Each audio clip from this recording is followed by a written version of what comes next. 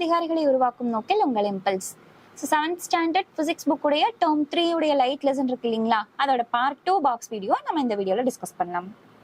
So பாருங்க, solar Eclipse and lunar Eclipse. So Eclipse அப்படின்னா கிரகணம் அப்படின்னு சொல்லுவோம். சூரிய கிரகணம், சந்திர கிரகணம்லாம் சொல்றோம் இல்லைங்களா. ஸோ இது வந்து முக்கியமா யார் யாருக்கு நடுவுல யார் வரும்பொழுது என்ன கிரகணம் அப்படிங்கறது மட்டும் நம்ம தெரிஞ்சு வச்சுக்கலாம். ஸோ இந்த கிரகணம் முழுக்க முழுக்க ஒரு 3 பேருக்குள்ளதான் வந்து நடக்கும். ஸோ யார் யாருன்ட்டு பாருங்க, சன், மூன், எர்த், இவங்க 3 பேரை வச்சுதான் நம்ம இது ஃபுல்லாவே வந்து பேச போறோம். ஸோ சன்னு, மூணு, எர்த், ஓகேங்களா.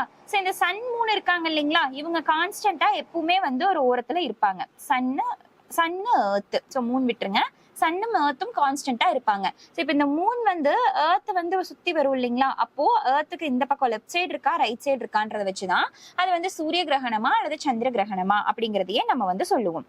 ஸோ பாருங்க,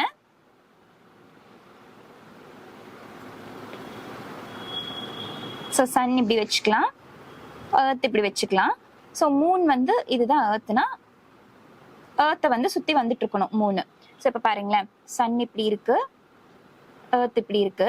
ஸோ இப்படி சுத்தி வந்துட்டு இருக்கும் பொழுது இந்த இடத்துல மூன் வருதுன்னு சொல்லிட்டு வைங்களேன், அதாவது சன்னுக்கு எர்த்துக்கு நடுவுல மூன் வரல அப்படின்னா, அதாவது இந்த இடத்துல நடுவுல வராம ஓரத்துல வருது அப்படின்னா, இதைதான் நம்ம என்னன்னு சொல்லுவோம்னா லூனார் எக்லிப்ஸ் அப்படின்னு சொல்லுவோம். இதுவே இப்போ சன் இங்க இருக்கு, எர்த் இங்க இருக்குங்களா, மூன் வந்து சுத்தி வரணும். இங்க இருக்கிறதுக்கு பதிலா இப்படி சுத்தி வரும் பொழுது இங்க வந்து சுத்தி வந்துருச்சுன்னு வைங்களேன், சன்னு, மூணு, எர்த். ஸோ அப்போ மூணுமே வந்து சென்டர் பாயிண்ட்ல மீட் பண்ணுன்றதுதான் எக்லிப்ஸ் நடக்கிறதுக்கான முதல் கண்டிஷனே. அதாவது சன், எர்த், மூன் 3 பேருமே ஒரே சென்டர், அவங்க 3 பேரோட சென்டர் பாயிண்ட்டும் ஒரு ஸ்ட்ரெயிட் லைன்ல மீட் பண்ணணும். அப்படி மீட் பண்ணும் பொழுதுதான் எக்லிப்ஸ் அப்படிங்கிறது வந்து பாசிபிள். ஸோ அப்போ சன்னுக்கும் எர்த்துக்கும் நடுவுல மூன் வந்துச்சுன்னா அதை சோலார் எக்லிப்ஸ், சூரிய கிரகணம்னு சொல்லுவோம். அதுவே சன்னுக்கும் எர்த்துக்கும் அந்த பக்கம் ஓரமா வந்து மூன் வந்துச்சு அப்படின்னா அதை நம்ம லூனார் எக்லிப்ஸ் அப்படின்னு சொல்லுவோம். நீங்க இது மட்டும் ஞாபகம் வச்சுக்கோங்க. அதாவது மூணுனா லூனார்னா மூணுங்களா, சோ அப்போ மூணுக்கு மூணே வரமாட்டாங்க சென்டர்ல, அப்படி நீங்க ஞாபகம் வச்சுக்கோங்க. அப்ப மூன் சென்டர்ல வந்தா அது கண்டிப்பா சோலார் எக்லிப்ஸா இருக்கும். மூன் சென்டர்ல வராம ஓரமா வந்துச்சுன்னா அது கண்டிப்பா லூனார் எக்லிப்ஸா இருக்கும் அப்படின்னு நம்ம ஞாபகம் வச்சுக்கலாம். அடுத்தது பாருங்க, இது வந்து உங்களுக்கு பின்னாடி வந்து டீடைல்டா இருக்கும். சோ இது வந்து இதுல பார்க்க வேண்டாம், நம்ம பின்னாடி இருக்கிற பாக்ஸ்ல பாத்துக்கலாம். என்னன்னா ஒரு பிளெயின் மிரர் இருக்கு இல்லைங்களா. பிளெயின் மிரர்னா என்னன்னு பாத்தீங்கன்னா, நம்ம நார்மலா டே டு டே லைஃப்ல பாத்துட்டு இருக்கோம் இல்லைங்களா, டெய்லி கிளம்பும் போது தலை சீவருக்கு, முகம் பாக்குறதுக்கு யூஸ் பண்றோம் இல்லைங்களா, அந்த கண்ணாடியை தான் பிளெயின் மிரர்னு சொல்லுவோம். சோ அந்த பிளெயின் மிரர்ல இருக்கக்கூடிய இமேஜஸ் வந்து எப்படி இருக்கும் அப்படிங்கறத உங்களுக்கு பின்னாடி கொடுத்திருப்பாங்க, நம்ம அதுல வந்து டீடைல்டா பாத்துக்கலாம். Optical fiber is a device that works on the principle of total internal reflection. So இதுல மீதி இருக்கிற பாக்ஸ்ல இந்த மீதி கண்டென்ட் எதுவுமே உங்களுக்கு தேவையே கிடையாது. ஏன்னா இது மீதி எல்லாம் என்னன்னு பாத்தீங்கன்னா, அது எப்படி ஒர்க் பண்ணுது, அதுல என்னென்ன பார்ட்ஸ் இருக்கு, அதெல்லாம் தான் வந்து சொல்லியிருப்பாங்க. ஸோ அது வந்து நமக்கு பெருசா இம்பார்ட்டன்ட் இல்ல. இந்த ஃபர்ஸ்ட் பாயிண்ட் தான் நமக்கு ரொம்ப ரொம்ப ரொம்ப important. Optical fiber is a device that works on the principle of total internal reflection. Optical fiber அப்படிங்கிறது total internal reflection அப்படிங்கக்கூடிய ஒரு பிரின்சிபலை வந்து யூஸ் பண்ணி தான் வந்து இது வந்து ஒர்க் ஆகிட்டு இருக்கு. ஸோ டோட்டல் இன்டர்னல் ரிஃப்ளெக்ஷன்னா என்ன அப்படிங்கிறதால நம்ம ஹையர் கிளாஸஸ் போக போக வந்து டிஸ்கஸ் பண்ணலாம். இது கூடவே உங்களுக்கு வந்து இன்னொரு பாயிண்ட் மட்டும் நீங்க எக்ஸ்ட்ராவா தெரிஞ்சு வச்சுக்கோங்க. என்னன்னா father of fiber optics. So இப்போ நம்ம இந்த இடத்துல ஆப்டிக்கல் ஃபைபர் பத்தி பார்த்துட்டு இருக்கோம் இல்லைங்களா. ஸோ அப்போ ஃபாதர் ஆஃப் ஃபைபர் ஆப்டிக்ஸ் அப்படிங்கிறது யாருன்னா நரீந்தர் கப்பானி அப்படிங்கக்கூடிய ஒரு சயின்டிஸ்ட் தான். ஏன் இந்த நரீந்தர் கப்பானியை நம்ம ஃபாதர் ஆஃப் ஃபைபர் ஆப்டிக்ஸ்னு சொல்றோம் அப்படின்னா, அவங்க தான் இதை பத்தி நிறைய ரிசர்ச்லாம் பண்ணி சொல்லியிருப்பாங்க. அண்ட் இன்னொரு முக்கியமான விஷயம், இவங்க வந்து நம்ம இந்தியாவை சேர்ந்த ஒரு சயின்டிஸ்ட், அதனால இவங்களோட நேம் வந்து நம்ம கண்டிப்பா தெரிஞ்சிருக்கணும். அடுத்தது பாருங்க, properties of image formed in a plain mirror. So ஒரு பிளெயின் மிரர்ல உருவாகக்கூடிய அந்த இமேஜ் இருக்கு இல்லைங்களா, அதோடைய ப்ராப்பர்ட்டிஸ் என்னென்னவா இருக்கும் அப்படிங்கறத கொடுத்திருக்காங்க. Image in a plain mirror is upright. அதாவது ஒரு மிரர் இருக்குன்னா, நீங்க அது முன்னாடி போய் நின்னீங்கன்னா நீங்க அதே மாதிரி நீங்க எப்படி நிக்கிறீங்களோ அதே மாதிரி நேரா தான் தெரிவிங்க. நீங்க நேரா நிற்கும் பொழுது அந்த மிரர்ல நம்ம தலைகளா தெரிய மாட்டோம் இல்லைங்களா. ஸோ அதுதான் mirror is upright. Image formed in a plain mirror is virtual. So இந்த இமேஜ் வந்து பாத்தீங்கன்னா, இமேஜஸ் வந்து நம்ம 2 விதமா சொல்லுவோம், real and inverted image and virtual erected image அப்படின்னு சொல்லிட்டு. ஸோ இன்வெர்டடா இருக்கிற இமேஜ், அதாவது தலைகீழா ஒரு இமேஜ் வந்து ஃபார்ம் ஆகுது அப்படின்னா அதை நம்ம ரியல் இமேஜ்னு சொல்லுவோம். இதுவே வந்து நேரா அதே மாதிரி எரெக்டடா ஒரு இமேஜ் வந்து வருது அப்படின்னா அதை வந்து நம்ம வர்ச்சுவல் இமேஜ் அப்படின்னு சொல்லுவோம். ஸோ இப்போ இந்த மிரர்ல இருக்கக்கூடியது எரெக்டட் இமேஜா இருக்கு இல்லைங்களா. ஸோ அப்போ இதை நம்ம வர்ச்சுவல் இமேஜ் அப்படின்னு சொல்லலாம். The images of the same size as the object. So ஒரு ஆப்ஜெக்ட் என்ன சைஸ்ல இருக்கோ, இப்போ நம்ம வந்து ஒரு கண்ணாடி முன்னாடி வந்து போய் நிக்கிறோம்னா நம்ம என்ன சைஸ்ல இருக்கோமோ அதே சேம் சைஸ்ல தான் அந்த இமேஜும் காட்டும். நம்மள வந்து கொஞ்சம் ஸ்லிம் ஆகவோ அல்லது இன்னும் கொஞ்சம் ஒபிசிட்டியோடவோ வந்து அதுல காட்டுமான்னு கேட்டா கண்டிப்பா கிடையாது. ஸோ அதுதான் வந்து இங்க சொல்லியிருக்காங்க. அதே மாதிரி டிஸ்டன்ஸும் நீங்க அந்த மிரர் முன்னாடி ஒரு 10 சென்டிமீட்டர் வந்து தள்ளி கேப் விட்டு நிக்கிற மாதிரி இருந்தா அந்த மிரர்லயும் ஒரு 10 சென்டிமீட்டர் வந்து கேப் விட்டு நிக்கிற மாதிரி தான் காட்டும். நீங்க தள்ளி நிற்கும் பொழுது நீங்க ரொம்ப பக்கத்துல நிக்கிற மாதிரியான ஒரு இமேஜ் வந்து அங்க கிடைக்குமான்னு கேட்டா கண்டிப்பா வந்து கிடைக்காது. ஸோ அதை சொல்லியிருக்காங்க. ஒரு பிளெயின் மிரர்ல ஒரு ஆப்ஜெக்ட், அதாவது நம்ம தான் அந்த இடத்துல ஆப்ஜெக்ட், அந்த ஆப்ஜெக்டோட சைஸ் என்னவோ அதோட ஆக்சுவல் சைஸ் அங்க காட்டும். அதே மாதிரி அதோட ஆக்சுவல் டிஸ்டன்ஸ், எந்த டிஸ்டன்ஸ்ல நம்ம அதை வந்து பிளேஸ் பண்ணிருக்கிறோமோ அந்த சேம் டிஸ்டன்ஸையும் வந்து அங்க கரெக்டா காட்டும். Image is laterally inverted. So image வந்து இன்வெர்டடா இருக்குமான்னு கேட்டா கிடையாது, அது வந்து அப்ரைட்டா தான் இருக்கும். ஆனா லேட்ரல் இன்வர்ஷன் அப்படிங்கிறது நடக்கும். அதாவது நம்ம இமேஜ்ல வந்து ரைட் ஹேண்ட் தூக்கணும்னா லெஃப்ட் ஹேண்ட் மாதிரியும் லெஃப்ட் ஹேண்ட் ரைட் ஹேண்ட் மாதிரியும் தெரியுது இல்லைங்களா? பக்கவாட்டுல, அதாவது மேல கீழே எந்த ஒரு மாற்றமும் இல்ல, எந்த சேஞ்சுமே இல்ல, பட் வந்து சைட்ல வந்து சேஞ்சஸ் அப்படிங்கிறது இருக்குது. ஸோ அதுதான் லேட்ரல் இன்வர்ஷன் அப்படின்னு நம்ம சொல்லுவோம்.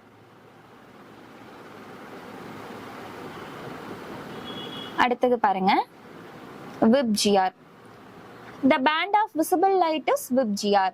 ஸோ நம்ம பார்க்கக்கூடிய ஒளி அப்படிங்கிறது இருக்கு இல்லைங்களா? நமக்கு வந்து சன்லைட், ஒரு ரூம் இருக்குன்னா நமக்கு வந்து டெய்லியும் நைட் வந்து இருட்டாகுது அண்ட் மறுபடியும் காலையில வந்து வெளிச்சம் வரும்பொழுது நமக்கு அப்படியே ஒயிட் கலர்ல ரூம் எல்லாமே வந்து தெரியுது இல்லைங்களா? ஸோ அதுக்கான மெயின் ரீசன் என்னன்னு பாத்தீங்கன்னா சன்லைட் தான். சன்லைட் வந்து எப்பவுமே வந்து 7 கலரோட காம்பினேஷனை தான் நம்ம சன்லைட்னு சொல்லுவோமே தவிர சன்லைட் வந்து எல்லோயிஷாவோ ஆரஞ்சிஷாவோ வந்து இருக்கான்னு கேட்டா கிடையாது. ஸோ இப்போ வந்து அதோட கலர் தான் வந்து அப்படி தெரியுதே தவிர அதோட அந்த சன்லைட் அப்படிங்கிறது பியோர் ஒயிட் தான். அந்த பியோர் ஒயிட்ங்கிறது எப்படின்னு பாத்தீங்கன்னா 7 கலருடைய காம்பினேஷனை தான் நம்ம வந்து ஒயிட் கலர் அப்படின்னு சொல்லுவோம்.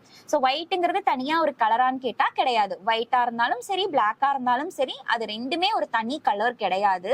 அந்த 7 கலரோட காம்பினேஷன் தான் ஒயிட் கலர். அந்த 7 கலரையும் ஈக்குவல் ரேஷியோல நம்ம பார்க்கும் பொழுது நம்ம அதை ஒயிட் கலர்னு ஃபீல் பண்றோம். அந்த 7 கலருமே இல்லாத இடத்த, அந்த 7 கலருடைய ஆப்சன்ஸை தான் நம்ம என்னன்னு ஃபீல் பண்றோம்னா பிளாக் அப்படின்னு சொல்றோம். ஸோ பிளாக் ஒயிட் தனித்தனி கலர்ஸ் கிடையாது. அந்த 7 கலர் என்னென்னு பாத்தீங்கன்னா WIPGR சொல்லுவோம் இல்லைங்களா? ஸோ ரெயின்போவோட 7 கலர் இருக்கு இல்லைங்களா? அதுதான் violet, indigo, blue, green, yellow, orange, red. So இதை மட்டும்தான் நம்மளால பார்க்க முடியுது. இந்த கலர்ஸ் வந்து ஒன்னோட ஒன்று மிக்ஸ் ஆகி தான் இன்னும் நிறைய கலர்ஸ், மல்டி கலர்ஸ் அப்படிங்கிறது வந்து நமக்கு கிடைச்சிட்டு இருக்கு. பட் பேசிக்கா இருக்கக்கூடியது இந்த 7 கலர்ஸ் தான். ஸோ அப்போ நம்ம பார்க்கக்கூடிய அந்த ஒளி இருக்கு இல்லைங்களா, நம்மளுடைய விசிபிள் லைட் இருக்கு இல்லைங்களா, அதோட வேவ் லென்த் எவ்வளவுன்னு பார்த்தீங்கன்னா 400 to 700 நானோமீட்டர். ஸோ இப்போ எப்படி நம்ம ஆடிபிள் ரேஞ்ச் சொல்லுவோம் இல்லைங்களா, 20 ஹெட்ஸ்ல இருந்து 20,000 ஹெட்ஸ் வரைக்கும் மட்டும்தான் நம்மளால கேட்க முடியும் அப்படின்னு சொல்லிட்டு, அந்த மாதிரி விசிபிள் ரேஞ்ச் வந்து பார்த்தீங்கன்னா 400 நானோமீட்டர்ல இருந்து 700 நானோமீட்டருக்குள்ளதான் நம்மளால வந்து பார்க்க முடியும். அதுக்கு மேலேயோ கீழேயோ இருக்கிறத நம்மளால பார்க்க முடியாது. 1 நானோமீட்டர் அப்படிங்கிறது 10⁻⁹ மீட்டர்னு சொல்லுவோம். ஸோ இந்த இடத்துல இதுவும் பார்த்து வச்சுக்கோங்க. When light ray of particular wavelength strikes the retina of our eye, our brain perceives that specific color. So இந்த இடத்துல உங்களுக்கு இது வந்து ஒரு ரோடு இன்ஸ்பெக்டர்ல கேட்ட ஒரு கொஸ்டினும் கூட. என்னன்னு பாத்தீங்கன்னா, ஸோ நம்மளுடைய லைட் ரேஸ் வந்து எந்த இடத்துல பட்டு நமக்கு வந்து அந்த சென்ஸ் அப்படிங்கறத கொடுக்குது அப்படின்னு சொல்லிட்டு, ஸோ கடைசியா நமக்கு அந்த இமேஜ் இருக்கு இல்லைங்களா, அந்த இமேஜ் வந்து போயிட்டு விழுகிற இடம் எது அப்படின்னு சொல்லிட்டு பாத்தீங்கன்னா ரெட்டினா. நம்மளோட ஐஸுடைய அந்த லாஸ்ட் எட்ஜ்ல இருக்கக்கூடிய பார்ட் தான் ரெட்டினா. அந்த ரெட்டினால போயிட்டு இமேஜ் ஃபார்ம் ஆகும். அதை தான் நம்ம பிரெயினுக்கு வந்து கேரி பண்ணி கொண்டு போகும். நீங்க வந்து இப்ப இதை பார்த்துட்டு இருக்கீங்க, நீங்க ஒரு ரெட் கலரை பாக்குறீங்க, நீங்க ஒரு ப்ளூ கலரை பாக்குறீங்கன்ட்டு ஒவ்வொன்றையும் நம்ம பிரெயினுக்கு வந்து கேரி பண்ணி கொண்டு போகும். ஸோ ஃபைனலா அந்த இமேஜ் ஃபார்ம் ஆகிற இடம் retina. Why is the word ambulance written backwards in ambulance vehicle? This is due to the lateral inversion, the phenomenon due to which the left side of an object appears to be right side of the object in its image in a reflecting medium. So இப்போ ஒரு கண்ணாடியில வந்து நம்ம பார்த்தோம் lateral inversion அப்படிங்கிறது நடக்கும் அப்படின்னு சொல்லிட்டு. ஸோ இப்போ வந்து ஒரு, அதாவது பிளெயின் மிரர்ல லேட்ரல் இன்வர்ஷன் நடக்குதுன்னு நம்ம பார்த்தோம். பட் அது பிளெயின் மிரர்ல மட்டும்தான் நடக்குதான்னு கேட்டா இல்ல. மிரர்னு எடுத்துக்கிட்டோம்னாவே அந்த இடத்துல லேட்ரல் இன்வர்ஷன் அப்படிங்கிறது நடக்கும். ஒரு கான்கேவ் மிரரா இருக்கலாம், கான்வெக்ஸ் மிரரா இருக்கலாம், எல்லா மிரர்லயுமே அந்த லேட்ரல் இன்வர்ஷன் கண்டிப்பா வந்து இருக்குது. ஸோ இப்போ ஆம்புலன்ஸ் ஆம்புலன்ஸ்ல ஏன் வந்து தலைகீழா எழுதியிருக்கிறாங்க அப்படின்னு சொல்லிட்டு பாத்தீங்கன்னா, ஸோ நேரா வந்து ஆம்புலன்ஸ்னு எழுதும் பொழுது நம்ம வந்து ஒரு முன்னாடி ஒரு வெஹிக்கிள் போயிட்டு இருக்குதுன்னா சைட் மிரர்ல அதை வியூ பண்ணும் பொழுது அவங்களுக்கு வந்து லேட்ரல் இன்வர்ஷன் அப்படிங்கிறது நடந்து அப்படியே தலைகீழா தெரியறக்க ஆரம்பிச்சிடும். ஸோ அப்ப அவங்களுக்கு பெருசா எழுத்தும் புரியாது, அவங்களால வழிவிடவும் முடியாது இல்லைங்களா. ஸோ இந்த மாதிரி எமர்ஜென்சி பர்பஸ்க்கெல்லாம் வந்து நல்லா யூஸ்ஃபுல்லா இருக்கணுன்றதுக்காக தான் இந்த லேட்ரல் இன்வர்ஷன் அப்படிங்கிற டெக்னிக்கை அந்த இடத்துல யூஸ் பண்ணிருப்பாங்க. எழுதும் போதே தலைகீழா எழுதுனா அது கண்ணாடியில போய் விழுகும் பொழுது அந்த மிரர்ல படும் பொழுது ஆம்புலன்ஸ் அப்படிங்கிறது லேட்ரல் இன்வர்ஷன் மூலமா நேரா தெரியும் இல்லைங்களா. சோ அப்போ அந்த இடத்துல இந்த லேட்ரல் இன்வர்ஷன் அப்படிங்கிற கான்செப்டை வந்து யூஸ் பண்ணிருப்பாங்க. Difference between the images formed in pinhole camera and plain mirror. ஒரு பின்ஹோல் கேமராலையும் பிளெயின் மிரர்லயும் இருக்கக்கூடிய அந்த இமேஜுக்கு நடுவில் இருக்கக்கூடிய டிஃபரன்ஸ் வந்து சொல்லியிருக்காங்க பாருங்க. The image is real. So pinhole cameraல real image வந்து ஃபார்ம் ஆகும். இதுவே plain mirrorனா virtual image ஃபார்ம் ஆகும். So real imageனா எப்படி இருக்கும்? Inverted imageஆ இருக்கும். இதுவே வந்து virtual imageனா கண்டிப்பா erectedஆ இருக்கும். This image may not be equal to the size of the object. Pinhole கேமரால இருக்கக்கூடிய இமேஜ் வந்து அந்த ஒரிஜினல் ஆப்ஜெக்டோட இமேஜுக்கு அந்த சைஸ்க்கு வந்து ஈக்குவலா இருக்குமான்னு கேட்டா இல்ல. மேபி ஒரு சில டிஃபரன்ஸ் வந்து இருக்கலாம். ஸோ ஒன்னு சின்னதாவோ அல்லது பெருசாவோ காட்டலாம், தப்பில்லை. ஆனா பிளெயின் மிரர்ல அதோட ஆக்சுவல் சைஸ் என்னவோ அந்த சேம் சைஸ் தான் வந்து அந்த இமேஜும் காட்டும். Why danger lights in vehicles are red in color? So ரெண்டு கண்டிஷன் கொடுத்திருக்காங்க. ஃபர்ஸ்ட் கண்டிஷன் பாருங்க, red colour scattered the least by air molecules. So மொத்தம் 7 கலர் அப்படிங்கிறது இருக்குது விப்ஜிஆர்ல. ஸோ அதுல ஏன் ரெட்டை சூஸ் பண்ணிருக்காங்க டேஞ்சர் லைட்ல அப்படின்னா, ரெட் கலர் தான் ஏர் மாலிகூல்ஸ்ல கம்மியான அளவு ஸ்கேட்டர் ஆகும். ஸோ ஈஸியா எல்லா பக்கமும் ஸ்கேட்டர் ஆயிடுச்சுன்னா அது வந்து ரொம்ப தூரத்துக்கு வந்து அவ்வளோ கிளியரா தெரியாதுன்றதுனாலதான் அந்த இடத்துல வந்து ரெட் கலரை வந்து சூஸ் பண்ணிருக்காங்க. அதே மாதிரி red color has the highest wavelength of all the other colors. So red color is able to travel the longest distance through air.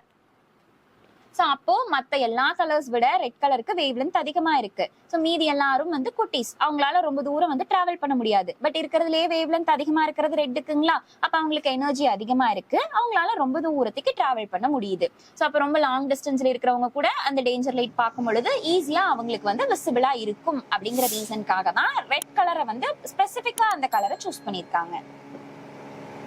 And அடுத்த பாக்ஸ் பாருங்க. ஸோ அடுத்து கலர் சிந்தசிஸ்.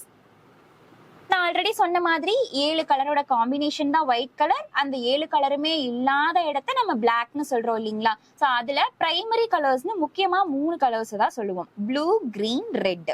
ஸோ இந்த 3 colours வந்து ஒன்னோட ஒன்று மிக்ஸ் ஆகும் பொழுது அந்த ரேஷியோ சேஞ்ச் ஆகும் பொழுது இன்னும் வந்து மல்டி கலர்ஸ் வந்து அப்படியே வந்துகிட்டே இருக்கு. ஸோ அது என்னென்ன அப்படின்னு சொல்லிட்டு பாருங்க. ரெட்டும் ப்ளூவும் மிக்ஸ் ஆனா மெஜெண்டா கிடைக்குது.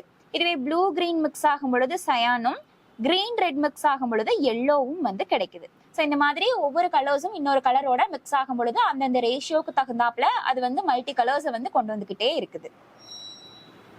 அடுத்தது பாருங்க, நம்ம பிரைமரி கலர்ஸ்னு சொன்னோம் இல்லைங்களா, அது எல்லாத்தையும் ஈக்குவல் ரேஷியோல ஒன்னா மிக்ஸ் பண்ணும் பொழுது நமக்கு ஒயிட் கலர் அப்படிங்கிறது கிடைக்குது. ஸோ இந்த இடத்துல எவ்வளவு ரேஷியோ, இந்த 1-1-1 கொடுத்துருக்காங்க, அது 2-2வா இருக்கலாம் அல்லது 3-3-3ஆ இருக்கலாம், எவ்வளவு வேணாலும் ரேஷியோ இருக்கலாம். ஆனா அது எல்லாமே ஈக்குவலா இருக்கணும் அப்படிங்கிறது தான் இந்த இடத்துல ஒரே ஒரு கண்டிஷன். ஸோ இதோட இந்த லெசனுடைய பாக்ஸ் கண்டென்ட் முடியுது. இந்த மாதிரி யூஸ்ஃபுல்லான வீடியோஸ் நீங்க கண்டினியூஸா பார்க்கணும்னா இம்பல்ஸ் டிஎன்பிஎஸ்சி அப்படிங்கிற டெலிகிராம் சேனலை ஃபாலோ பண்ணிக்கோங்க. அண்ட் இம்பல்ஸ் கோச்சிங் இன்ஸ்டியூட் அப்படிங்கிற யூடியூப் சேனலையும் மறக்காம சப்ஸ்கிரைப் பண்ணிக்கோங்க. Thank you all.